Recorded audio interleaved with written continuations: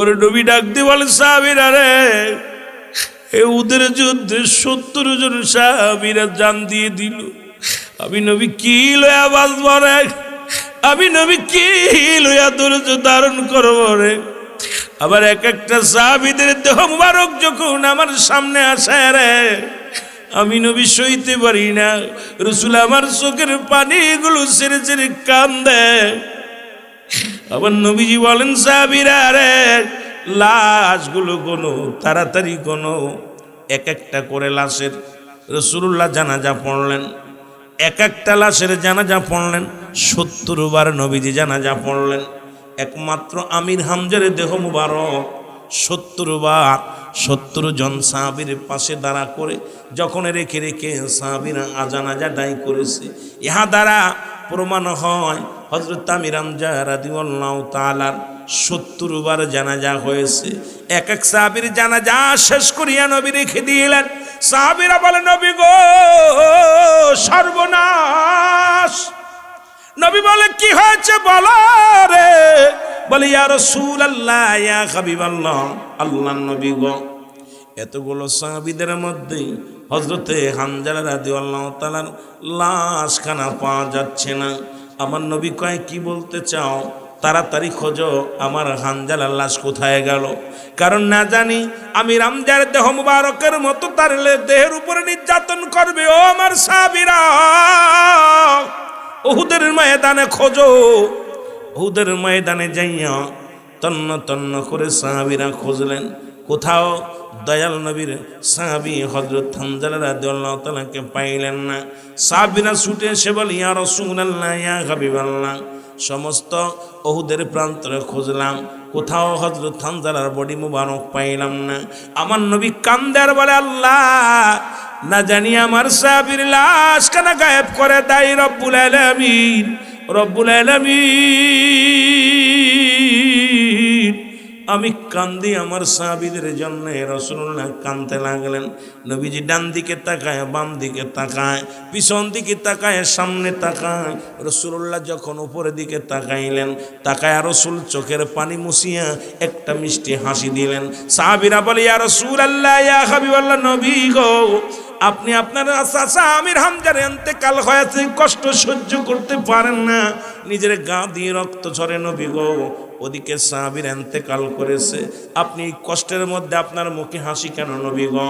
আমার নবী কয়, সাহাবীরা রে, আমি যা দেখি তোমরা তো দেখো না, তোমরা তো দেখো না। সুতরাং নবীজি আবার তাকাইলেন উপরের দিকে। রাসূলুল্লাহ এবার একটু মিষ্টি হাসি দিলেন, একটু হাসিটা একটু জোর হয়ে গেল। সাহাবীরা বলে, ইয়া রাসূলুল্লাহ, ইয়া হাবিবাল্লাহ, নবী গো, আপনি কেন হাসলেন? ও মুসলমান, শুনে নাও, শুনে নাও। আল্লাহর নবী ডাক দিয়ে বলেন, সাহাবীরা রে, শোনো আমার সাহাবীরা, এইবার লাশটা তোমরা গণো, তোমরা গণনা করে আসুন। সাহাবীরা যখন লাশ গণনা করে আসলেন, 1 2 3 4 5 6 7 8 9 10 69 70 সাহাবীরা দৌড়ে এসে বলে, ইয়া রাসূলুল্লাহ, ইয়া হাবিবাল্লাহ, 70 জন সাহাবীর লাশ আমরা পেয়েছি। জোরে বলো মারহাবা। আল্লাহর নবী বলে, ও সাহাবীরা, তোমরা কি লাশগুলো পাইছো? বলে, জি হুজুর, পাইছি। আমার নবী বলে, আমার সাহাবীরা গো, আমার হামজার লাশ কি পাইছো? বলে, ইয়া রাসূলুল্লাহ, ইয়া হাবিবাল্লাহ, পাইছি। হামজার লাশ মুবারক হযরত আমির হামজার দেহ মুবারকের কাছে রেখে গেছে। ইয়া রাসূলুল্লাহ, ইয়া হাবিবাল্লাহ, আল্লাহর নবী ডাক দিয়ে বলে, সাহাবীরা রে, আমি প্রথম যখন আসমানের দিকে তাকাইলাম, আমি দেখি আমার হামজা রাদিয়াল্লাহু তাআলা কি জান্নাতি ফেরেশতারা জান্নাত থেকে পানি নিয়া, ও মুসলমান শুনে নাও, ওই আসমান রাজ্যের ফেরেশতারা আমার হামজারে গোসল করাইতেছে। জোরে জোরে চিল্লা বলা যাবে না আমার হাবা। এ মুসলমান, গভীর মনোযোগ। দ্বিতীয়বার যখন তাকাইলাম, দেখি রে, তখন যখন হাসি দিলাম, দেখি আমার হামজা রাদিয়াল্লাহু তাআলা 70,000 ফেরেশতারা, ফেরেশতাদের ইমামতিতে আমার হামজার জানাজার নামাজ পড়াইতেছে। জোরে বলা যাবে না সুবহানাল্লাহ। হযরতে হানজালা রাদিয়াল্লাহু তাআলা নবীজি বললেন উহুদের যুদ্ধের ডাক দিলেন, রাসূলুল্লাহ উহুদের যুদ্ধে ডাক দিলেন। ডাক দেওয়ার পর হযরতে হানজালা রাদিয়াল্লাহু তাআলা যুদ্ধে যাওয়ার জন্য প্রস্তুতি নিয়ে দাঁড়ায় আছে। আল্লাহর নবী সাহাবীদেরকে দেখতে দেখতে যাইয়া ডাকরে হযরত হানজালা রাদিয়াল্লাহু তাআলা রাসূলের সাহাবী দাঁড়ায় আছে। আমার নবী ডাক দে বলে, হানজালা রে, ও হানজালা তুমি কেন লাইনে দাঁড়াইছো? বলে, ইয়া রাসূলুল্লাহ, ইয়া হাবিবাল্লাহ, আমি যুদ্ধে যাব, আমি যুদ্ধে যাব। নবীজি বলে, হানজালা রে, না, তুমি যুদ্ধে যেতে পারো না। সবে মাত্র গতকালকে তোমার বিবাহ পড়াইলাম। তোমার বিবির একটা হক আছে, তোমার বিবির হকটা তোমার আদায় করা লাগবে। খুব খেয়াল করবেন মুসলমান বাবারা আমার। হযরত হানজালা রাদিয়াল্লাহু তাআলা ডাক দিয়ে বলে, নবী গো, আমি যুদ্ধে যাব। আল্লাহর নবী ডাক দিয়ে বলে, হানজালা রে,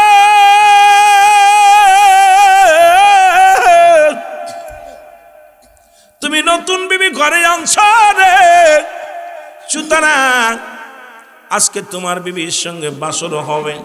আজকে তোমার বিবির সঙ্গে মধু পূর্ণিমার রাত। আজকে তোমার বিবির সঙ্গে, ও মুসলমান শুনে নাও, তোমার বিবির হক আদায় করতে হবে। আজকে তোমাদের মিলনের রাত, আজকে তোমাদের ফুলসজ্জার রাত, মধু পূর্ণিমার রাত। আজকে রাতটা তোমাদের জন্য, তোমার বিবির হক নষ্ট করো না রে হানজালা।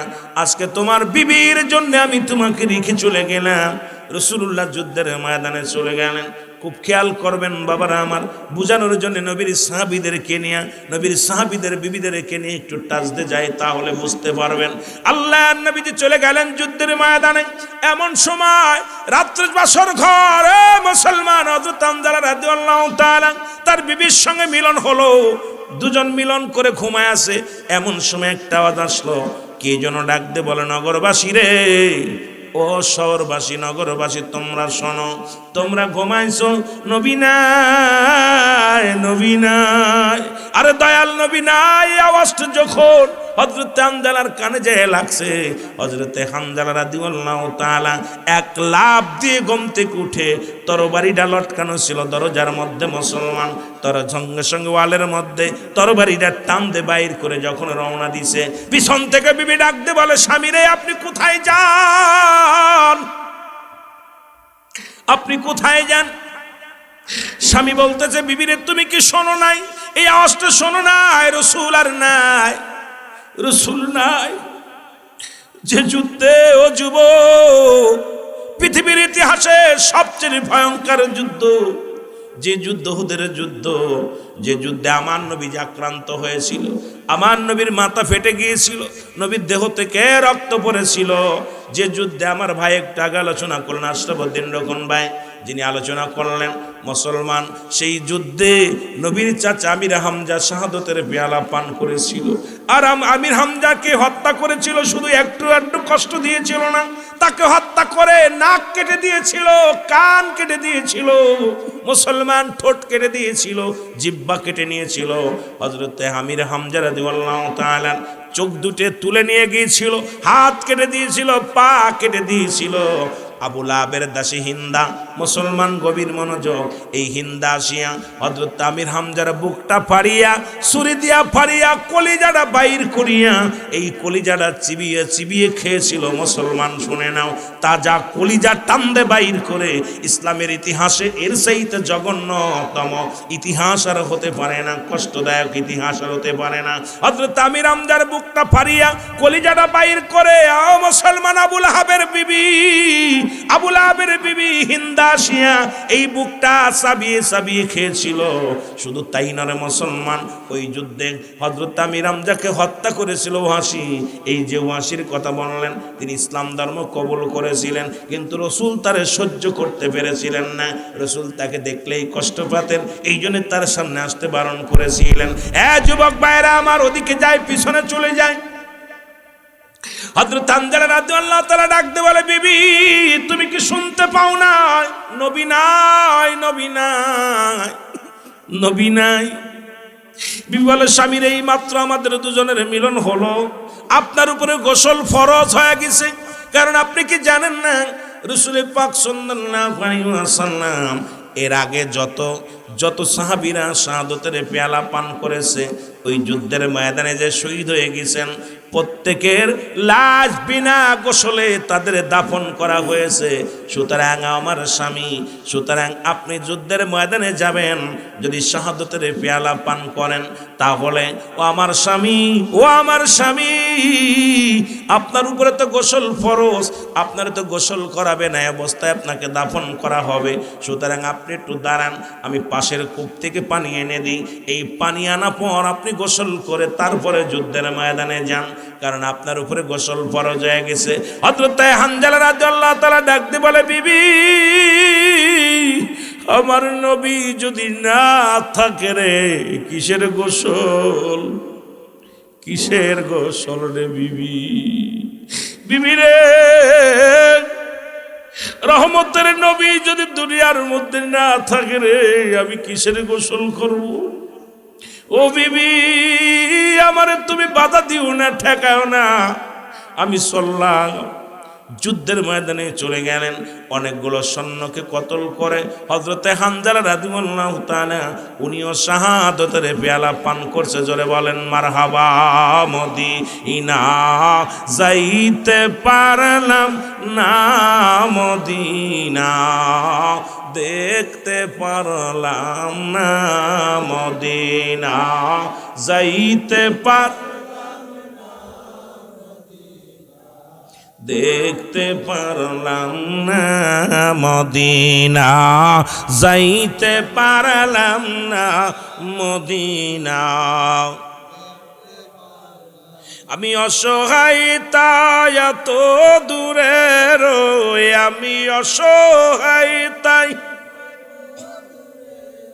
দূর থেকে সালাম জানাই। বলো, দূর থেকে আই মদিনা যাইতে পারলাম না, মদিনা। আরো জোরে জোরে বলেন, মদিনা যাইতে পারলাম না, মদিনা। মদিনার নাম কত মধু,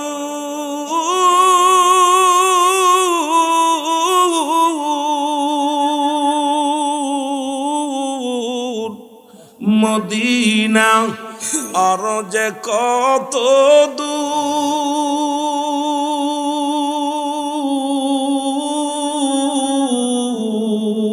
ওই মদিনার পথের দুলি, বলো ওই মদিনার পথের দুলি মাখতে পারলাম না, মদিনা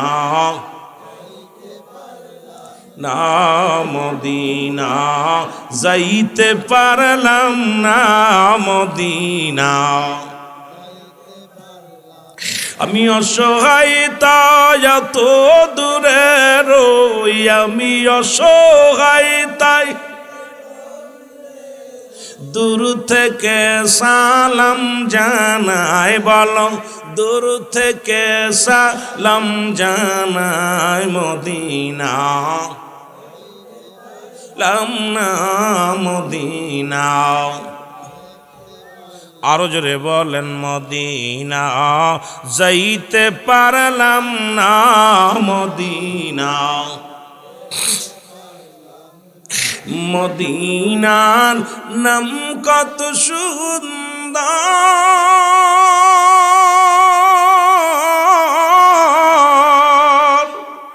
মদিনা খেরছে অন্তর।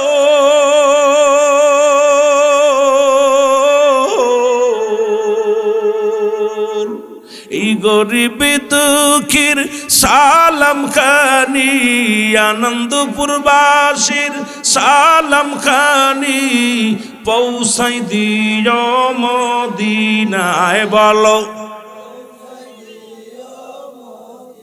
নাই মদিনা যাইতে পারলাম না, মদিনা। এ দুনিয়ার মুসলমান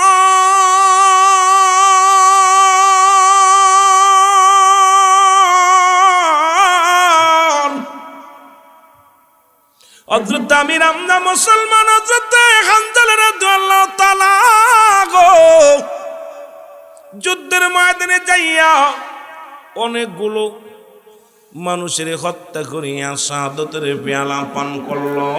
ইন্না লিল্লাহি ওয়া ইন্না ইলাইহি রাজিউন। এ আমার ভাইরা, আমার বন্ধুরা, আমার বিদায় হয়ে গেল। রাসূল পাক সাল্লাল্লাহু আলাইহি ওয়াসাল্লাম ডাক দিলেন, যুদ্ধ শেষ হয়ে গেল গো। রহমতের নবী ডাক দিয়ে বলে, সাহাবীরা রে, উহুদের যুদ্ধে যতগুলো শহীদ হয়েছে আমার সাহাবীরা লাশগুলো নিয়ে আসো। লাশগুলো আনা হলো, গুনে গুনে লাশ 70 জন শহীদের লাশ আনা হলো। কতজন? জোরে বলেন কতজন? 70 জন সাহাবীর লাশ আনা হলো গো। এই লাশগুলো যখন সামনে রাখা হলো, নূরের নবী নিজেই তো আক্রান্ত, নবী তো আহত হয়েছে। রাসূলের মাথা ফেটে গেছে, নবীজির মাথা দিয়ে রক্ত ঝরে। রহমতের নবী, কামলিওয়ালা নবী নিজেই তো অসুস্থ, সাহাবীদের লাশ দেখে ধৈর্য ধরতে পারে না। নবী আমার হাও মাও করে কান্দে, ছোট মানুষের মতো কান্দে। রাসূল আমার চোখের পানি সেরে সেরে কান্দে। সাহাবীরা রাসূলের কান্না দেখে আরো কষ্ট পায়, ডাকতে বলে, নবী গো, কি বলে আপনারে সান্ত্বনা দিব? আপনার আমি কি বলে আপনারে ধৈর্য ধরতেই বলবো নবী গো।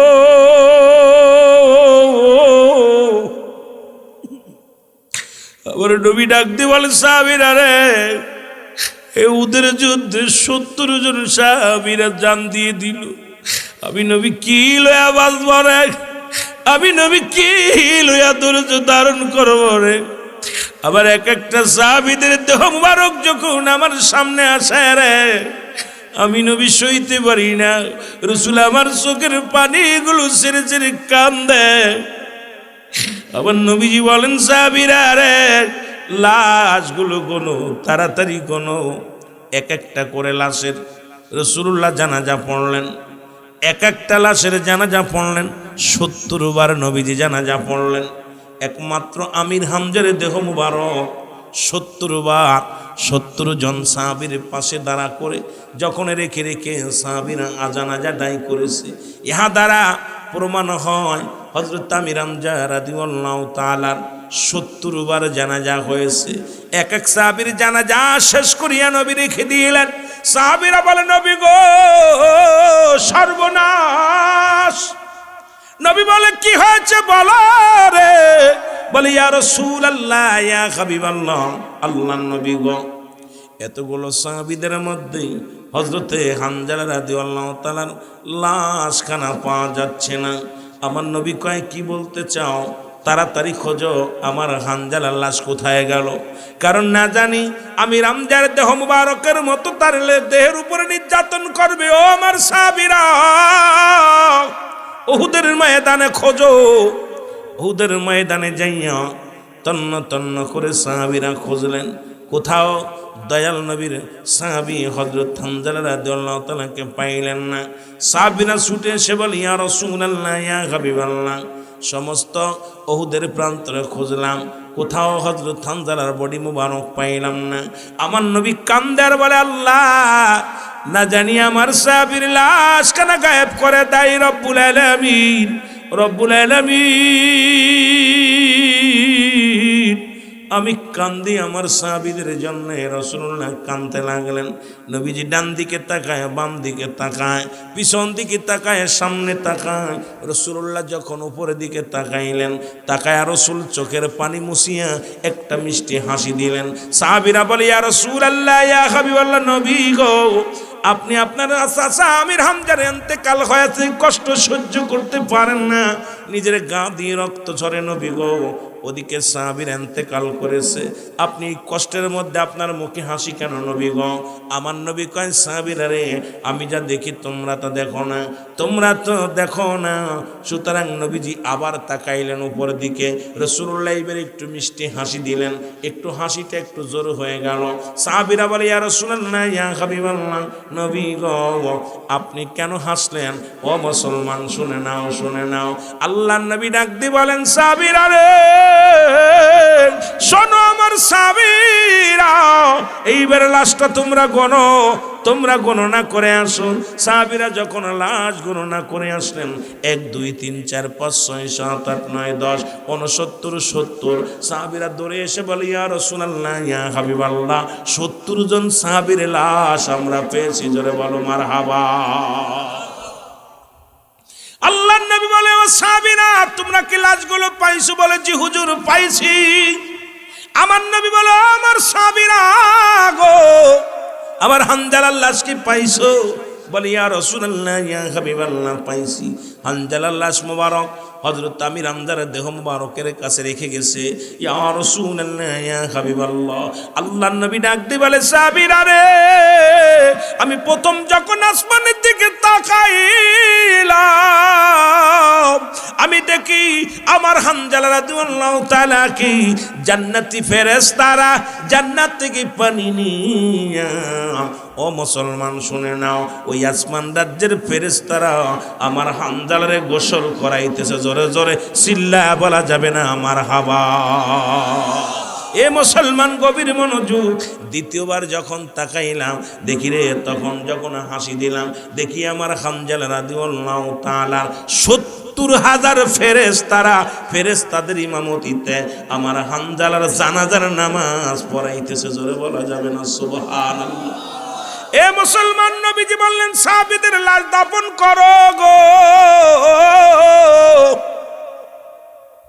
সাহাবীদের লাশ দাফন করো। রাসূলুল্লাহ কি করলেন?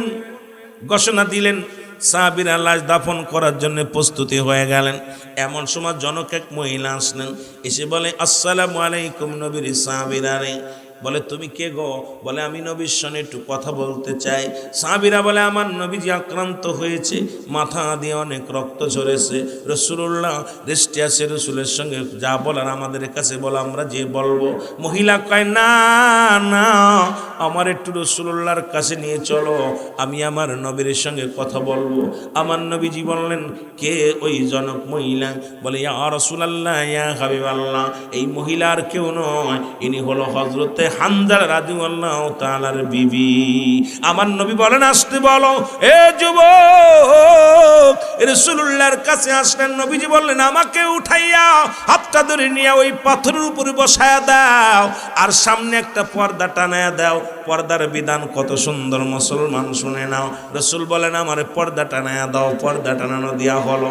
এবার হযরত হানজালার বিবি রাসূলের কাছে এসে বলে ইয়া রাসূলুল্লাহ ইয়া হাবিবাল্লাহ, নবী গো, ও মায়ার নবী, আপনার সঙ্গে আমি কিছু কথা বলতে চাই। রাসূল বললেন তুমি বলো। বলে ইয়া রাসূলুল্লাহ ইয়া হাবিবাল্লাহ, সব মায়াতের দাফন করেন, অন্যান্য সাহাবীদের দাফন করেন, কোনো দুঃখ নাই, তবে আমার স্বামীকে নবী গো আপনি দাফন করেন না, কারণ আমার স্বামীর উপরে গোসল ফরজ হয়ে আছে। জোরে জোরে চিল্লায় বলা যাবে না মারহাবা।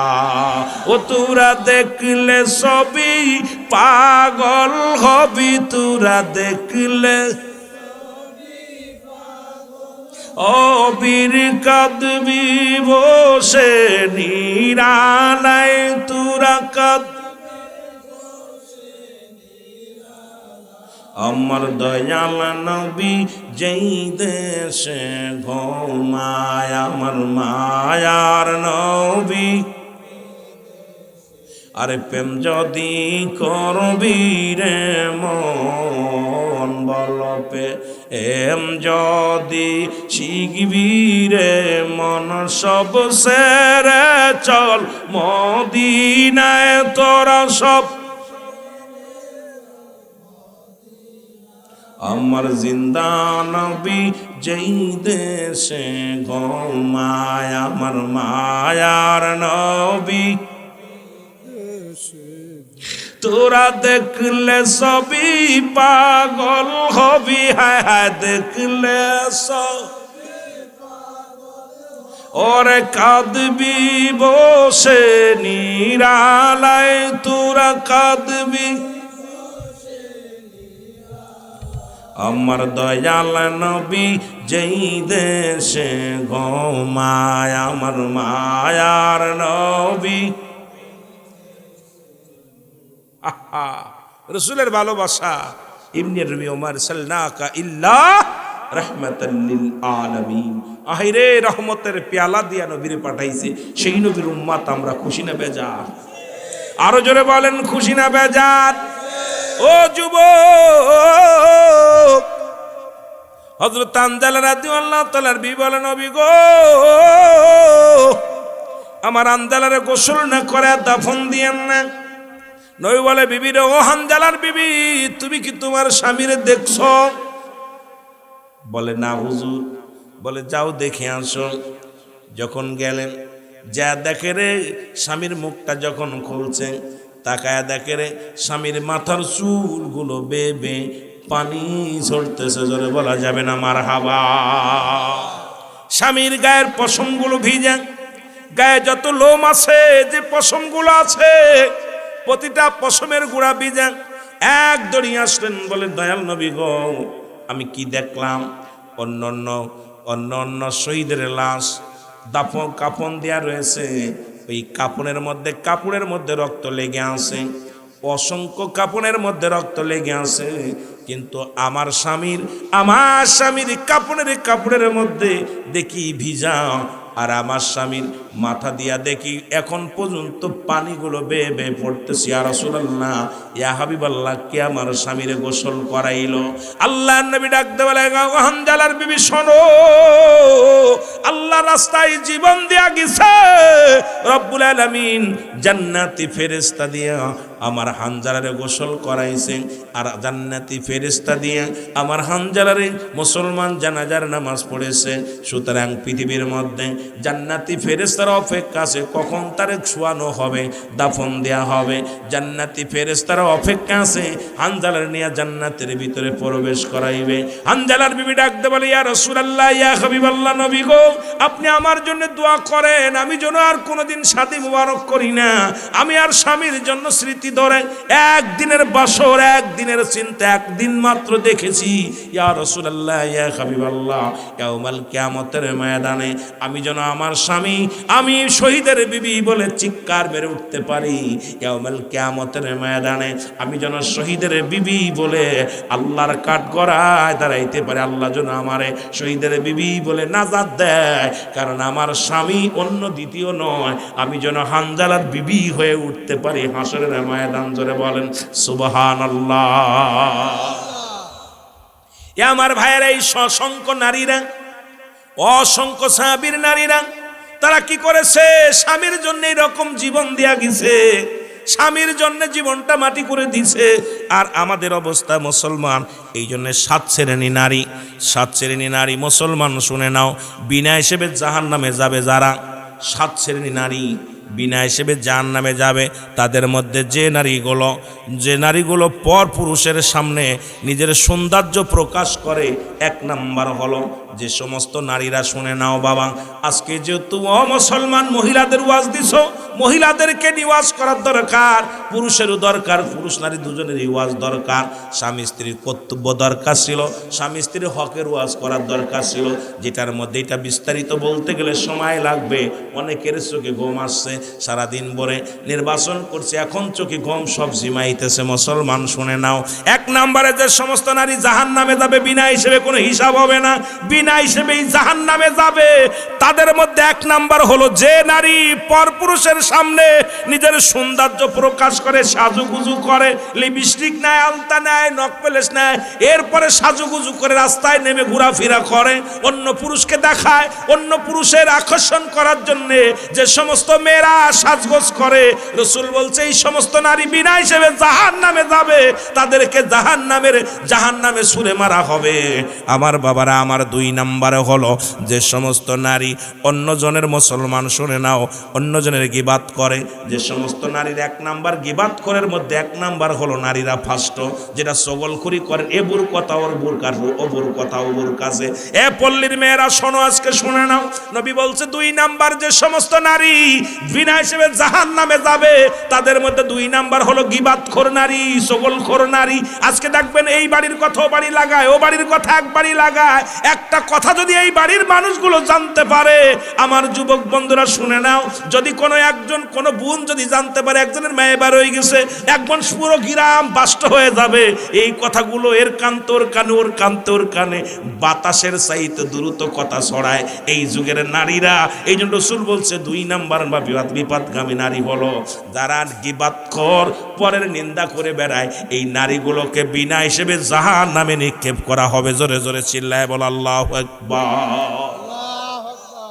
আপনাদের মেয়েরা হয়তো এগুলো করে না। ওরে হাজুরে জামাইয়ে আছে, নাস্তা পানি দে, তোর মারে দেখলাম উত্তর পাড়া পাঞ্চা গাছে। এর কথা ওর কাছে ব্যারাম হয়েছে, ওই ব্যারাম আমি করবো, আরাম ধরবো যেদিনকে। জোরে বলেন ঠিক কি না? ওরে আল্লাহ যতদিন পর্যন্ত ওরে কবরে না নিবে, বুড়ো বয়স, বুড়ো খুন্দুর হয়ে গেছে, তাও গীবাত করে। জোরে বলেন ঠিক কি না? সবচেয়ে গীবাতে ফার্স্ট হলো পরনিন্দাকারী, 1 নাম্বার ফার্স্ট হলো নারীরা। জোরে বলেন ঠিক কি না? কারণ ওই যে ওদের গলার ওই নিশা বলছে ভুল, নেশা শব্দের অর্থই হলো ভুল। ওদের গলার নিচে ওই হলকমের মধ্যে হাড্ডি নাই, যত যাবে মুসলমান পেটের ভিতর থাকে না, কথা ওরা বাষ্ট করার জন্য তৈরি হয়ে যায়। এই জন্য মুসলমান গভীর মনোযোগ। আমার রাসূল বলেছেন, আমার আল্লাহ বলেছেন, আল্লাহর বিধান, রাসূলের বিধান শুনে নেন। 2 নাম্বার হলো এই গীবাত করে নারীগুলো জাহান্নামে যাবে। জোরে জোরে চিল্লায় বল আল্লাহু আকবার। মুসলমান 3 নাম্বার নারী হলো যে সমস্ত নারীগণ স্বামীর অবাধ্য হয়ে চলাফেরা করে, যে সমস্ত নারীগণ স্বামীর হুকুম মানে না, স্বামীর কথা শোনে না। ও মুসলমান, স্বামী যদি কয় ডানি চল, ও যায় বাই, স্বামীরেও মূল্যায়ন করে না, স্বামীর একদম কোনো গুরুত্ব দেয় না। এই জন্য রাসূল বিয়ে করলেন, প্রথম বিয়ে করলেন আম্মাজান খাদিজাতুল কুবরাকে। আম্মাজানের বয়স তখন 40, নবীর বয়স 25। আবার নবীজি বিয়ে করলেন আম্মাজান আয়েশা সিদ্দিকারে। আয়েশা সিদ্দিকার বয়স তখন মাত্র 6, নবীর বয়স মুসলমান 53। রাসূল এই জন্য বিয়ে করলেন। মেয়েরা শুনে নাও, তোমার স্বামী যদি বয়সে বড় হয় তবুও সম্মান করো না, সম্মান করো, সম্মান করো। স্বামীর স্থান, স্বামীর কাছে তুমি ছোট হও, স্বামীর কাছে নত হয়ে যাও, স্বামীর অনুগত হয়ে যাও যদি জান্নাত পেতে চাও। যদি কোনো নারী তার স্বামীকে কষ্ট দেয়, খোদার কসম জান্নাতি ফেরেশতারা, ওই জান্নাতের হুরগুলো যারা আছে, গেলেমান যারা আছে, তার অভিশাপ দেয়। ও নারীরা, তোর স্বামী মাত্র কদিন, 40টা দিন, 40 বছর থাকবে তোর কাছে, এরপরে আমাদের কাছে আসবে, কষ্ট দিস না, অভিশাপ দেয়। ওই জান্নাতি হুরেরা, জান্নাতি মুসলমান হুরেরা অভিশাপ দেয়, অভিশাপ দেয়। এই জন্য আমার মুসলমান বাবারা, আমার গভীর মনোযোগ। যে সমস্ত নারীরা স্বামীর অবাধ্য, তার নামাজ বিফলে যাবে, রোজা বিফলে যাবে, যাকাত বিফলে যাবে। যে সমস্ত নারীরা স্বামীর কথায় কথায় তর্ক করে, যে সমস্ত নারীরা স্বামীর মুখোমুখি কথা বলে, স্বামীর প্রতি তুই তারামি করে, স্বামীর প্রতি মুসলমান গুরুত্ব কম, সম্মান দেয় না। আল্লাহর কসম করে বলি, রাসূল বলছে ইয়াউমাল কিয়ামতের ময়দানে তাদেরকে দূরে ছুঁড়ে মারা হবে, তাদের নিক্ষেপ করা হবে, তাদেরকে লাঞ্ছিত করা হবে, তাদেরকে অপমানিত করা হবে। জোরে জোরে চিল্লায়া বলা যাবেন আল্লাহু আকবার। মহব্বতের সঙ্গে দুরূদ শরীফ পড়েন আল্লাহুম্মা। জোরে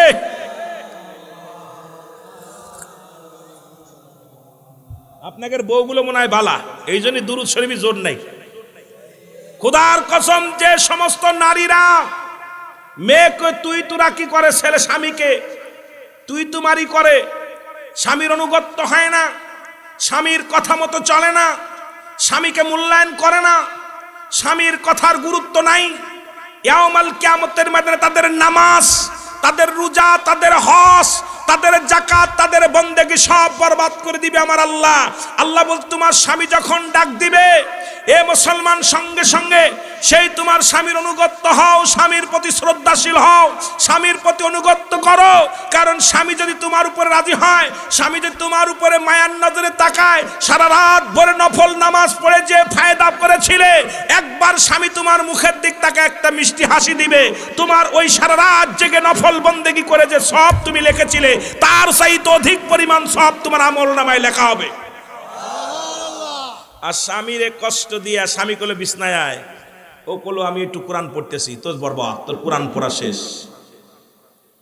কথা বোঝেননি? এখন স্বামী স্ত্রীর হকের কথা যদি ওয়াজ করি রে ভাই, বাংলাদেশে তো জুতার বাড়ির অভাব হইব না। কথা বুঝেননি? স্বামীগুলো স্বামী আমার যেমন তেমন, দাওরা আমার মনের মতো, ঠিকই নেই। আরে তার চেহারা দেখা হারাম। কথা বলেন ঠিক কিনা? এ আমার ভাইয়েরা, আমার বন্ধুরা, আমার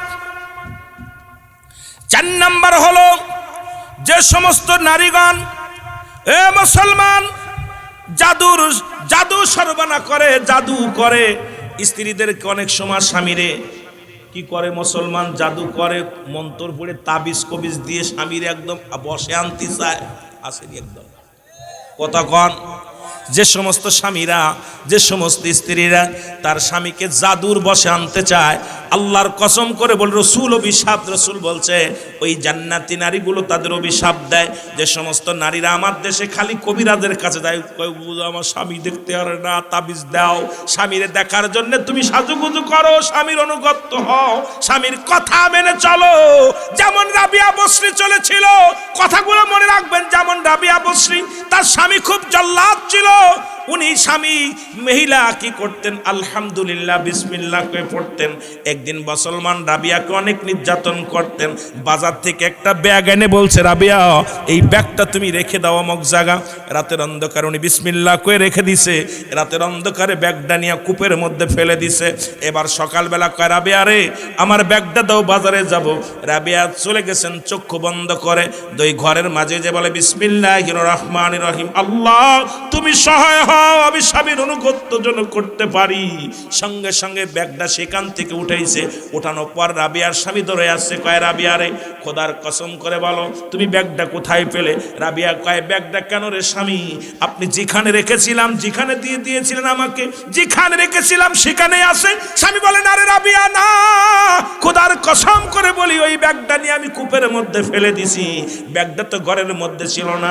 সঙ্গে সঙ্গে বিবি কয়, স্বামী রে, ও আমার স্বামী, আপনি যেটা বলেছেন ওইটাই ঠিক, তবে যেখান থেকে আমি চায়ের দিয়ে ফেলে রেখে দিয়েছিলাম সেখান থেকে পাইলাম। সঙ্গে সঙ্গে রাবিয়ার স্বামী কয়, বিবি রে আমি আর একটা মিনিট অমুসলিম থাকতে চাই না, তুই আমারে কালেমা পড়ায় দে, আজকে মুসলমান শুনে নাও। সঙ্গে সঙ্গে রাবিয়ার স্বামী কালেমা পড়ে মুসলমান হয়ে গেছে। ধরে বলেন মারহাবা। পৃথিবীর মধ্যে যদি একটা পুরুষ নষ্ট হয়ে যায়, স্ত্রীরা ভালো করতে পারবে। আর যদি কোন নারী একবার নষ্ট হয়ে যায়, আমার মতো রুহুল আমিন, রকনউদ্দিন আশরাফির মতো মৌলবী, আমাদের মতো মৌলবী, আমাদের মতো মুফতি, আমাদের মতো মুফাসসির, সব মৌলবী এক জায়গা গেলে বড় বিপদে পড়ে যায়। সেটা হলো নারীর কাছে। জোরে বলেন ঠিক কি না? একটা মৌলবী যদি, একটা নারী যদি নষ্ট হয়ে যায়, ভালো করার মতো এমন কোনো পুরুষ নাই। কিন্তু পুরুষ মানুষ নষ্ট হলে নারীরা ভালো করতে পারে। কিন্তু একবার যদি মহিলা, এই জন্য ওদের ব্যাকা হাড় দিয়ে তৈরি করা কয় না অনেকে, হয় যদি ওটার কঠোর ত্যাগ আর মায়া। আমার ভাইয়েরা, আমার বন্ধুরা, আমার যে 7 শ্রেণীর নারীর কথা বলে শেষ করি। এ আমার ভাইয়েরা, 5 নাম্বার নারী, যে সমস্ত নারী মুসলমান গভীর মনোযোগ, অশ্লীল কথাবার্তা বলে, ফাইসা কথা মুখ দিয়ে গালাগালি করে, যে সমস্ত নারীগণ পৃথিবীর মধ্যে অশ্লীল একদম এমন ভাষা ব্যবহার করে, ঝগড়া ঝুটি বাঁধলে এর কসু ওর কাছে দেয়, ওর কসু ওর কাছে দেয়, এত মুখ খারাপ করে, ফাইসা আলাপ করে। রসুল বলছে এই সমস্ত নারী, যে সমস্ত নারীরা মুখ দিয়ে ফাইসা কথা বলে, অশ্লীল কথা বলে, যে একদম ফাইসা কথা, এই সমস্ত নারীগুলোকে রব্বে কারীম বিনা হিসেবে জাহান্নামে দেবে। জোরে বলে নাউজুবিল্লাহ। 6 নাম্বার, যে সমস্ত নারীরা মিথ্যা কথা কয়, যে সমস্ত মেয়েরা মিথ্যা কথা বলে, এদেরকেও কিয়ামতের ময়দানে আল্লাহ রাব্বুল আলামিন জাহান্নামে নিক্ষেপ করবে। আমার বাবারা, আমার 7 নাম্বার, যে সমস্ত নারীরা নামাজ ত্যাগ করে, শোনো, বিনা কারণে মুসলমান নারীদেরকে আল্লাহ পাক 2টা টাইম নামাজ বন্ধ করার জন্য নির্দেশ দিয়েছে। একটা হলো যখন নারীরা যদি মুসলমান হায়ানি পাস হয় সঙ্গে সঙ্গে নামাজ ছেড়ে দিবে, রোজা ছেড়ে দিবে, এতে কোনো গুনাহ হবে না। বিনা ওজরে বিনা কারণে যদি কোনো নারী নামাজ তরক করে, আল্লাহ বলেন কিয়ামতের ময়দানে, ইয়াউমুল কিয়ামতের ময়দানে তাদেরকে জাহান্নামে ছুঁড়ে মারা হবে, হিসাব নেওয়া হবে না, বিনা হিসেবেই জাহান্নামে তাদের নিক্ষেপ করা হবে। বালাগানুলা বিকামালিহি কাশাবাত তুজা বিজামালিহি হাসনাত জামিয়া খিসালিহি সাল্লু আলাইহি ওয়া আলিহি। আলহামদুলিল্লাহ, আজকের এই আনন্দপুর পাক পাঞ্জাতন সুন্নি যুব সংগঠনের উদ্যোগে তাফসীরুল কোরআন সুন্নি মহাসম্মিলন, রব্বুল আলামিন আপনাকে আমাকে আজকের এই ময়দানে আসার মতো, বসার মতো সুযোগ দান করলো। উচ্চকণ্ঠে আওয়াজ দেবেন আলহামদুলিল্লাহ।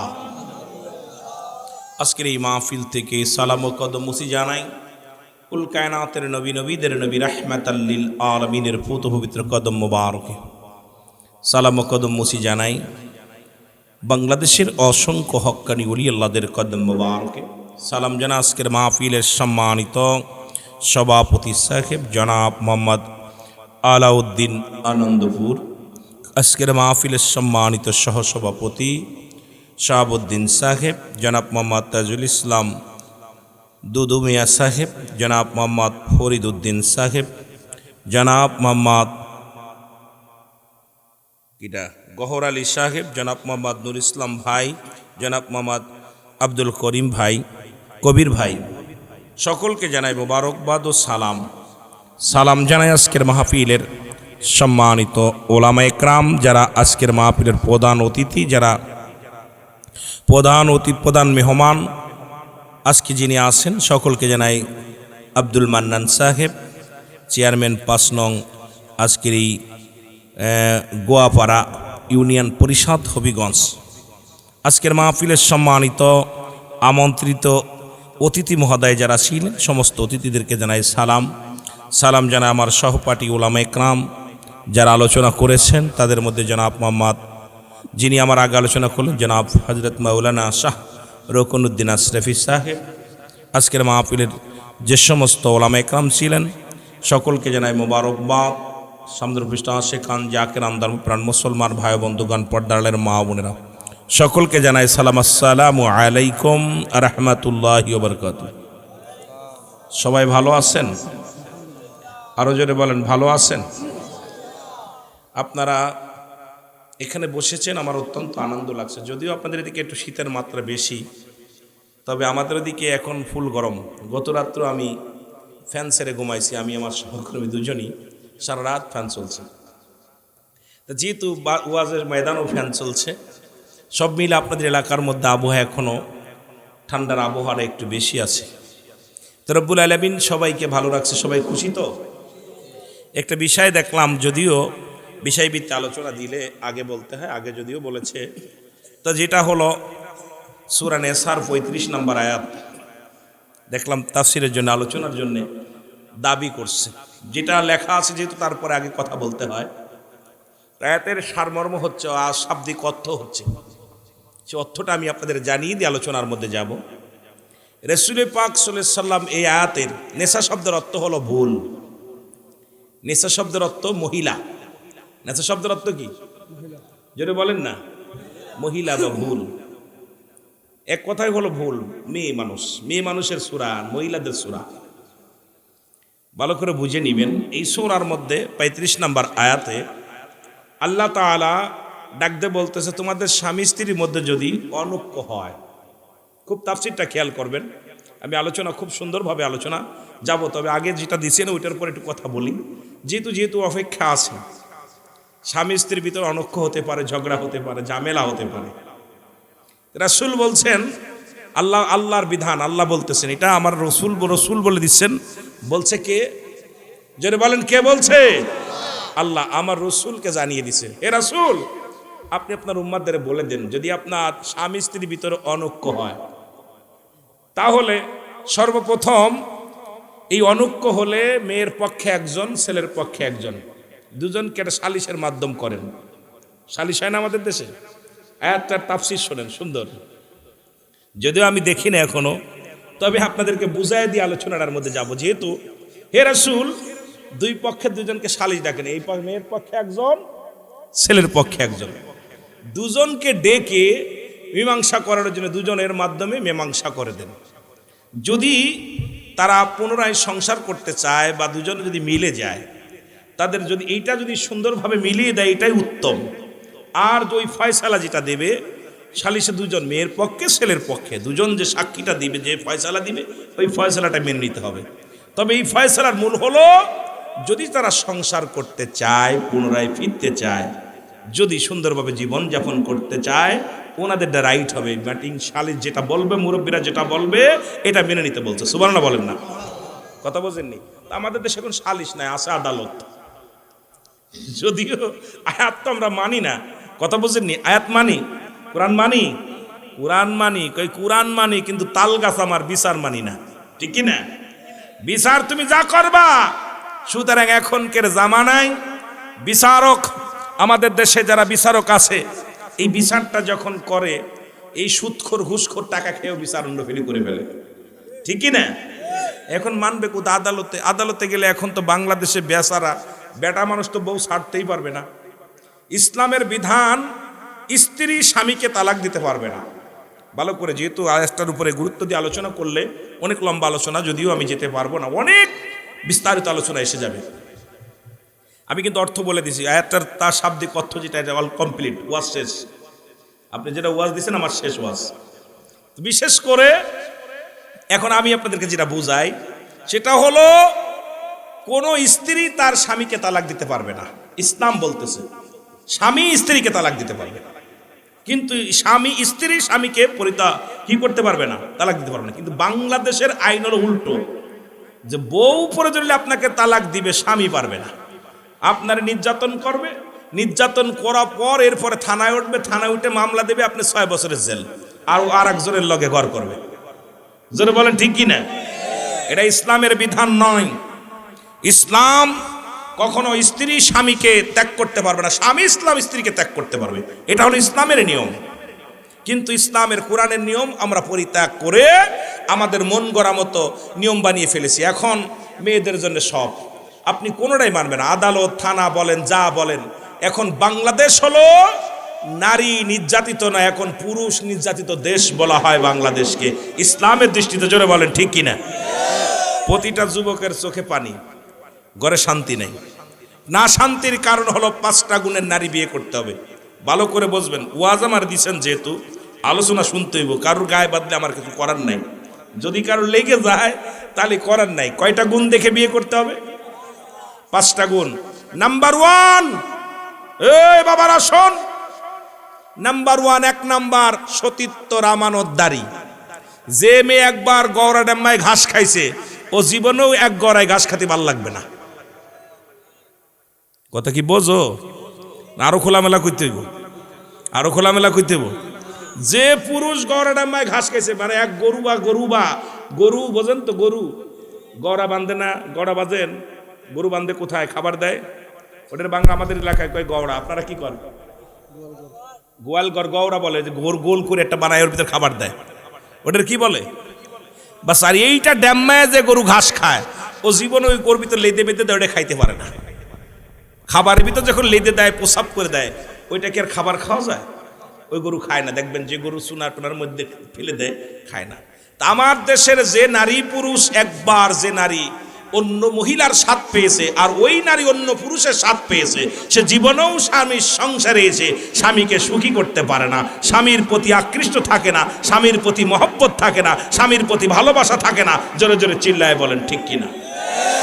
আর ওই স্বামী, যে স্বামী একবার অন্য নারীর কাছে গিয়ে স্বাদ পেয়েছে, ও নিজের বিবি তার সন্তুষ্ট যতই করুক, সে সন্তুষ্ট হয় না। তার চিন্তা থাকে খালি বাইরে বাইরে মন, বাইরে বাইরে বাইরাম বাইরাম মন। জোরে বলেন ঠিক কিনা? কথা ক্লিয়ার? কথা কি ক্লিয়ার? এটারে যুবকদের বালাও আস করো, কিন্তু এটা কোরআন হাদিসের কথা কইতে গেলে অনেকের গায়ে পড়ে যায়। কথা বুঝেননি? কইতে গেলে হুজুর কিতা কয় রে ভাই। তবে আমাদের তো বলতেই হবে। আমার বাবারা, এক নাম্বার হলো সতীত্বর আমানতদারি। ইসলাম বলেছে, কোরআন বলছে 5 শ্রেণীর নারীকে বিয়ে করো। এই 5টা নারী যদি বিয়ে করতে পারো তাহলে হট্টগোল হবে না, ঝগড়া হবে না, ঝামেলা হবে না। তার মধ্যে 1 নাম্বার হলো সতীত্বর আমানতদারি, 2 নাম্বার হলো পর্দাশীলতা নারী, 3 নাম্বার হলো আমলদারি নারী। মারহাবা বলা যাবে না? এখন পর্দা হলো কোন নামাজ যেমন ফরজ, পর্দাও তেমনি ফরজ। পর্দা ফরজ করেছে আমার আল্লাহ, নামাজও ফরজ করেছে আমার আল্লাহ।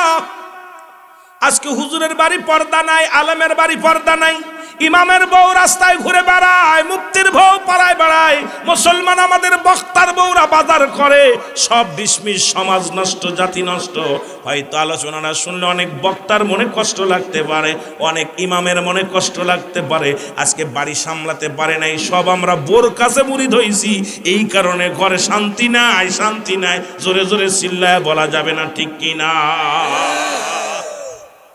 বোর কাছে মুড়ি দিয়ে গেছি সব, ঠিক না? এই জন্য 1 নাম্বার হলো সতীত্বর আমানতদারি। এটা নষ্ট করতেছে আমাদের দেশের নারী। খালাতো ভাই, মামাতো ভাই, ফুফাতো ভাই, খোদার কসম করে বলি, মামাতো ভাইয়ের চেহারা দেখা হারাম, চাচাতো ভাইয়ের চেহারা দেখা হারাম। মুসলমান শুনে না, ও খালাতো ভাই, মামাতো ভাই, ফুফাতো ভাইয়ের চেহারা দেখা হারাম, দেওরের মুখ দেখা হারাম। এখন কয়টা ফ্যামিলির মধ্যে আছে একটু দেখাও, আজকে কয়টা ফ্যামিলির মধ্যে হবিগঞ্জের মধ্যে আছে আজকে মামাতো ভাই খালাতো ভাইয়ের হাত ধরে গলাগলি ধরে স্কুল কলেজে যায়, যাদের চেহারা দেখা হারাম, হারাম, হারাম। মাদারুজ্জুন নবুয়তের 1ম খণ্ডের মধ্যে বয়ান করে, শরীয়তের দৃষ্টিতে কোনো ব্যক্তি হারামকে হালাল বললে সে কাফের। সুতরাং আমি হুজুর আমার মেয়েটা যাচ্ছে স্বাস্থ্যবার সঙ্গে, আমি হুজুর আমার মেয়ে যাচ্ছে খালাতোবার সঙ্গে, আমি হুজুর আমার মেয়ে যাচ্ছে ফুফাতোবার সঙ্গে। কারণ এটার একটাই দোষ হলো, যাদের সঙ্গে দেখা করা যায় তাদের সঙ্গে বিয়ে করা হারাম, তাদের সঙ্গে বিয়ে করা হারাম। যাদের সঙ্গে দেখা করা যায় হারাম, তাদের সঙ্গে বিয়ে করা যায়। আজকে এই সমাজ, এই নিয়ম, এই নীতি কুরআন যদি মানে, আমার দেশ, আমার সমাজ শান্তিতে ফিরে আসবে। জোরে বলেন ঠিক কি না? খোদার কসম, চাচাতো ভাই, মামাতো ভাই, সাবাল্লোক সাবাল্লিকা, আজকে দেখা যায় চাচাতো বোন সঙ্গে কি সম্পর্ক। নোট দিতে দিতে এমন নোট দিচ্ছে, খালাতো ভাইয়ের নোট দিচ্ছে, মামাতো ভাই, ফুফাতো ভাই, সর্বনাশের মূল। কয়টা বাড়ি আছে কন্ট্রোল একটু দেখান দিয়ে আমারে, হবিগঞ্জে কয়টা বাড়ি আছে একটু খুঁজে দেন। আপনি ম্যাপ করেন যে কয়টা বাড়িতে আছে, তাহলে আপনি কিসের ইসলাম পালন করতেছেন? ইসলামের মধ্যেই তো নাই আপনি। এই জন্য 2 নাম্বার হলো পর্দাশীলতা নারী। পর্দা যাও আছে, ডিজিটাল পর্দা, বুরকা, যার মধ্যে পেট পিঠ সব দেখা যায়। জোরে কোন ঠিক কিনা? এমন কিছু ডিজিটাল বুরকা বাইর হয়েছে, এখন বলবেন হুজুর পর্দা করে যদি বাইরে যায় যাওয়া যায় আছে, আমিও বলবো। তবে এমন ভাবে পর্দা করতেছেন, আপনার বডির মাপ কত ইঞ্চি মাজা, কত ইঞ্চি প্যাট, কত ইঞ্চি প্যাট, কত ইঞ্চি হাত, কত ইঞ্চি পাও, কত ইঞ্চি কি, সব কিছু অনুমান করে আমার যুবক ভাইরা, খোদার কসম এমন কাপড় পরিধান করতে বলেছে আমার রাসূল, যে হাত দিলে তার সমস্ত বডির মধ্যে কোনো বডির মাপ যেন কোনো পুরুষ বুঝতে না পারে, এমন কাপড় পরিধান করতে হবে, যে কাপড় পরিধান করলে কোথায় কোন মাপ, কোথায় কোন মুসলমান, এটা যেন কোনো পুরুষ আকর্ষণ না করতে পারে, এই মাপকাঠি যেন না করতে পারে। কিন্তু আমার দেশে যে বুরকা এখন বাইর হয়েছে, এই ডিজিটাল বুরকার কারণে অধিকাংশ নারী জাহান্নামে যাবে। জোরে বলেন ঠিক কিনা? বুরকা টাইট ফিট, পাতলা ফিরফিরে। রাসূল তো একবারই জর্জেট কাপড় পরা হারাম, মহিলাদের জন্য জর্জেট কাপড় পরা সম্পূর্ণ হারাম, পাতলা কাপড় পরিধান। এমন কাপড় বানাইছে আর এমন বুরকা বাইর হয়েছে, যার মধ্যে পেট পিঠ ও রক্ত পর্যন্ত দেখা যায়, হাতের চামড়া, পার চামড়া সব দেখা যায়। খোদার কসম এটা বুরকা নয়, এটা হলো মানুষকে আকর্ষণ করা, ওটা হলো দাউস, দাউসের পিতা মাতা যাবে জাহান্নামে। জোরে বলেন ঠিক কিনা? আমার ভাইয়েরা, আমার বন্ধুরা, আমার এত বিস্তারিত বলতে গেলে সময় লাগবে, অনেকের কষ্ট লাগবে। 2 নাম্বার হলো পর্দাশীলতা নারী। 3 নাম্বার হলো মুসলমান শুনে নাও, আমলদারি নারী। আমার দেশে এখন আমল চলে গেছে। আগে দেখেছি আমার মা বোনেরা সকালবেলা কোরআন তেলাওয়াত করতো, ফজরের নামাজ পড়ে মেয়েরা স্কুলে যেত, তারপরেও কোরআন তেলাওয়াত করতো। আমার ফুফুদের দেখেছি, আমার বোনদের দেখেছি, তারা মুসলমান সন্ধ্যা সকাল হলে ফজরের সলাত আদায় করে কোরআনুল কারিম নিয়ে কয়েকটা আয়াত পড়েছে, কিছু আয়াত পড়ার পর কয়েক ছাপা কোরআন তেলাওয়াত করে এরপরে বাংলা পড়ালেখা শুরু করেছে। এখনকার জামানায় সুযোগ পালি মেয়ে বলেন ছেলে বলেন, হুজুরের ছেলেও মোবাইল না হলে ভাত খায় না, হুজুরের মেয়েও হলে মোবাইল ছাড়া ভাত খায় না। আল্লাহর কসম করে বলে আমি নিজের কথাই বলতেছি, আমাকে আল্লাহ একটা ছেলে দিছে যাদের মোবাইল ছাড়া ভাত চলে না। আজকে এমন অবস্থা দেশের মধ্যে যদি চলে, কেমনে আপনি পর্দার বিধান চালু করবেন, কেমনে আপনি আমলের বিধান চালু করবেন? আমার নবীজি বলেছে, আল্লাহর বিধান জানিয়ে দিছে, আমলদারি নারী, আমলদারি নারী। আমার দেশে এখন আমলদারি নারীর খুব অভাব। ও মুসলমান শুনে নাও, 4 নাম্বার হলো গুণবতী নারী। জোরে জোরে চিল্লায় বলা যাবে না আমার হাবা। গুণবতী নারী 4 নাম্বার হলো গুণবতী নারী। এখন গুণবতী কেমনে দেখেন, আগের যুগে মুরব্বীরা যখন বিয়ে শাদী দিতে যেত, আগে মাতৃকুল পিতৃকুল এগুলো যাচাই বাছাই করতো। মেয়ে কালো হোক, আগে দেখতো বাবার কুল কি, মায়ের কুল কি, মেয়ে কোরআন শরীফ পড়তে পারে কি না, মেয়েটা নামাজ পড়ে কি না। মেয়েটাকে জিজ্ঞাসা, তুমি আত্মাহাতে পারো, দোয়ায় মাসুরা পারো, দোয়ায় কুনুত পারো, কি বাবা জিজ্ঞাসা না। এরপরে তোমার নানা বাড়ি কোথায়, তোমার নানার ওর দেখে বাট পার আছে নাকি, আগে জিজ্ঞাসা। মানার কুল মা নামাজি আছে নাকি, মার কুল নামাজি আছে নাকি, এগুলো যাচাই বাছাই করতো। এখন ধলা চামড়ার পাগল সব ছেলেরা, খালি ধলা চামড়া হলি হয়, ওটা মুসির হোক আর মেতরের হোক আর যার হয় হোক, ও খালি ধলা চামড়া হলি হয়। জোরে বলেন ঠিক কিনা? এই ধলা চামড়া আশা পারোর চামড়ার যত্ন নেবে না তোর যত্ন করবে, ও চামড়ার যত্ন করবে না স্বামীর যত্ন করবে। দেওর ভাসুত্ব পড়ে থাক, ও নিজের যত্ন নিয়েই ব্যস্ত। জোরে বলেন ঠিক কিনা? ধলা মূলো এ লেখাপড়া কিচ্ছু জানে না, একদম ধলা ধবধবে সাদা, ওই ফুটফুটে সুন্দর, কথা বুঝলি? কিন্তু খোদার কসম সূরা ফাতিহা পারে না, সূরা ইখলাস পারে না, 4টা সূরা মুখস্থ নাই, কালেমা পড়তে পারে না। কারণ ওই যে ধলা চামড়া, ছোটবেলা থেকে চামড়া পূজারি, কারণ ও তো কিছু শেখে নাই। আর এই জাতি যদি একবার আপনার ঘরের ভিতর ঢুকে যায়, খোদার কসম ওই ফ্যামিলি শেষ, ওই জাতি শেষ, ও স্বামী শেষ, ও দেওয়ার শেষ, ভাসুর শেষ, ওই ঘরের মধ্যে আসবে নরক নেমে আসবে। জোরে বলেন ঠিক কিনা? এই জন্য মুসলমান গভীর মনোযোগ। রসুল বলেছে 4 নাম্বার হলো গুণবতী নারী বিয়ে করবেন। এই গুণবতী নারী সংসারে আসলে সুখ হয়। ওই নারী জীবনেও চাবে না স্বামীর মুখটা বেজার হোক, ওই স্ত্রী কখনো চাবে না শ্বশুর শাশুড়ি কষ্ট পাক, ওই নারী কখনো চাবে না মুসলমান আমার ননদ কষ্ট পাক, ওই নারী কখনো চাবে না আমার স্বামীর বাড়ির কোনো দুর্নাম মানুষ জেনে যাক, ওই নারী কখনো চাবে না স্বামীর মাথাটা নিচু হোক, ওই নারী কখনো চাবে না। আগের যুগের মানুষ দেখেছি আমার মা বোনেরা, বাবারা পিটায়া ঘর থেকে বাইর করে দিছে, কেঁদে কেঁদে আবার ঘরের মধ্যে জায়গা নিছে। আর এখন একটা কথা বললি বলে, তোর সংসার, তোরে ডিভোর্স দিলাম। জোরে কোন ঠিক কি না? আমরা ছোট্টবেলা দেখেছি যে আমার মা চাষিরা কত আঘাত সহ্য করে কত দান বেনেছে, এরপরে ওই সারা দিন ভরে কাজ করেছে সংসারে, কত ছেলে মেয়েগুলো লালন পালন করার পর স্বামী এসে কত রাগারাগি করছে, কত কথা শোনাইছে, কিন্তু চোখের পানি ফেলছে আর কাজ করছে। কখনো বলে না বাবার বাড়ি যাব, কখনো চিন্তাও করে না বাবার বাড়ি। তারা চিন্তা করে স্বামীর বাড়িতে আসছি আর সাদা কাপড় পরে পরিধান করে বিদায় নিব, এই চিন্তাধারা করে তারা আসে স্বামীর সংসার করতে। আর আমাদের মেয়েরা এখন সংসার করতে আসে ভালো লাগলো না চটাং কতক্ষণ। কিন্তু রাসূল বললেন অধিকাংশ নারী জাহান্নামের আগুনে জ্বলতেছে। তারা নবীজি বললেন, বলা পর আম্মা জান আয়েশা সিদ্দিকা বলে, ইয়া রাসূলুল্লাহ ইয়া হাবিবাল্লাহ, কারণ কি? নবীজি বললেন, এই সমস্ত নারীরা হলো স্বামীর লানতকারী, স্বামীর লানতকারী। আম্মা জান আয়েশা বলে, ইয়া রাসূলুল্লাহ লানত কাকে বলে? আমার নবীজি বলে, লানত হলো যে সমস্ত নারীরা স্বামীকে অভিশাপ দেয়, স্বামীকে গালি দেয়, স্বামীর দুর্নাম মানুষের কাছে করে। আমার দেশে কয়টা মেয়ে আছে আপনাদের হবিগঞ্জে স্বামীর দোষ ত্রুটি ঢেকে রাখছে, স্বামী দেখো আর বুড়ে তোর বড়া পড়ার পালে যে শান্তি হলো না, কথা বুঝিনি। স্বামীর দুর্নাম, খোদার কসম মেয়েদের সমস্ত ইবাদত বন্দেগী বরবাদ হয়ে যাবে স্বামীর নামে লানত করলে, স্বামীরে কষ্ট দিলে।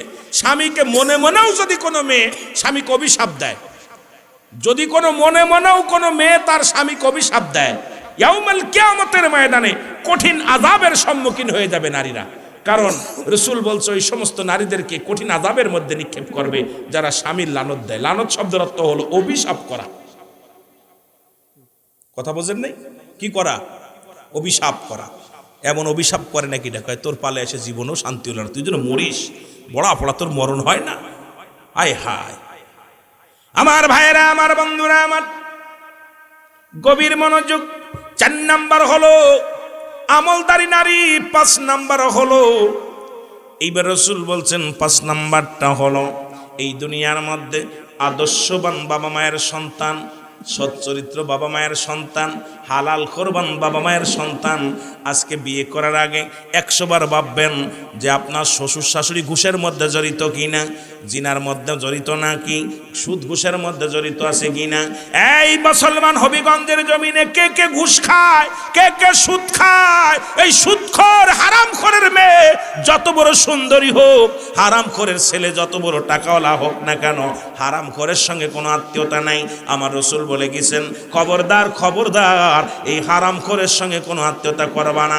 সুতরাং আপনার গ্রামে কে কে সুদের সঙ্গে জড়িত, কে কে ঘুষের সঙ্গে জড়িত, কে কে মাদকের সঙ্গে জড়িত, যে মদ খায়, গাঁজা খায়, ইয়াবা খায়, যত সুন্দরী নারী হোক, প্রয়োজন হলে একজন ভ্যান চালকের মেয়ে বিয়ে করবা, একজন রিক্সা চালকের মেয়ে বিয়ে করবা, হালালখোর বান্দা বান্দির মেয়ে বিয়ে করবা, যত বড় জান্নাওয়ালা হোক, বাড়ির মালিক হোক, গাড়ির মালিক হোক, আল্লাহর কসম করে বলি আজ থেকে প্রতিজ্ঞা করবা কোনো হারামখোরের সঙ্গে, কোনো সুদখোর ঘুষখোরের সঙ্গে কোনো আত্মীয়তা করব না। কে কে রাজি আছো একটু হাত দুখানা তুলে দেখা।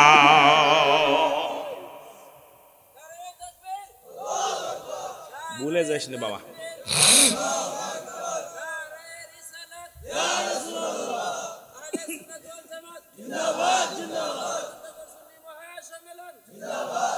অনুরোধ করবে একটা, লোভে পড়ে যাস না আব্বা, প্রয়োজন কালো মেয়ে বিয়ে কর, গরিবের মেয়ে বিয়ে কর। লোভ নেই, হারাম খোরের মেয়ে, ওদের সাথে রক্তের সাথে মিশে আছে হারাম। হারাম, ঘুষখোর, সুদখোর, জিনাখোর, মদখোর, এরপরে ইয়াবা, ফ্যান্সিডিল, যারা এর সঙ্গে জড়িত এদের সঙ্গে কোনো আত্মীয়তা নাই।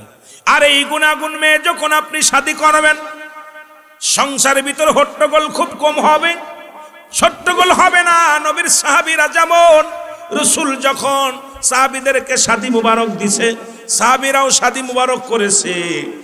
অনেক সাহাবী শাহাদাতের পেয়ালা পান করার পর স্ত্রীরা যায় নবীর কাছে বলছে ইয়া রাসূলুল্লাহ, ইয়া হাবিবাল্লাহ, আপনি দোয়া করবেন আমি যেন দ্বিতীয় স্বামী যেন আমার জীবনটা কাটিয়ে দিতে পারি, আমার স্বামীর স্মৃতি নিয়ে ইয়াউমাল কিয়ামতের ময়দানে আমি যেন আমার ওই শহীদ স্বামীর পরিচয় নিয়ে আসরের ময়দানে উঠতে পারি।